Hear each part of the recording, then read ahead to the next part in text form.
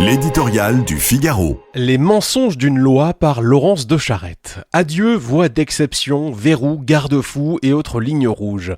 À peine parvenu en commission spéciale, avant les débats parlementaires, le texte sur l'euthanasie et le suicide assisté a fait l'objet d'une refonte magistrale. Il a suffi de quelques jours pour que le projet de loi d'équilibre change de visage. À la veille du week-end, les députés ont révisé les critères d'accessibilité les uns après les autres, effacé la collégialité de la décision médicale, congédier le contrôle de la volonté du patient qui ne dispose plus que d'un délai de rétractation infime, plus léger que lors d'un banal acte de consommation.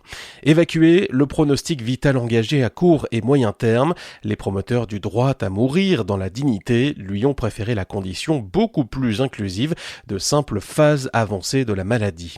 Les spécialistes déjà avaient observé dans le texte présenté comme mesuré une rédaction en réalité plus permissive que chez nombre de nos voisins et beaucoup s'inquiétaient en outre des évolutions que contiennent inexorablement en germe les lois dites d'exception.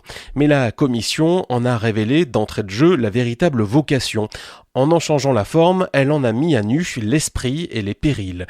Derrière les mots tronqués de cette aide à mourir, qui n'en est pas une, derrière cette contrefaçon de fraternité désenchantée et désespérée, et cette prétendue prudence qu'on cherche en vain, s'avance masquée une autre tromperie, la fausse promesse de la béatitude d'un monde libéré de la fragilité, là où se tient pourtant cachée sa beauté.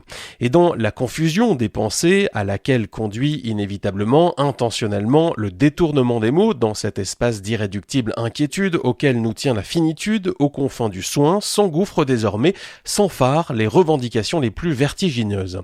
Le gouvernement avait promis un débat serein et transparent, le contraire exactement se produit aujourd'hui. Les médecins n'ont cessé d'alerter sur l'abîme qu'ouvrirait devant nous, qu'on le veuille ou non, qu'on le dise ou non, la transgression de l'interdit de tuer. Il est encore temps de les écouter.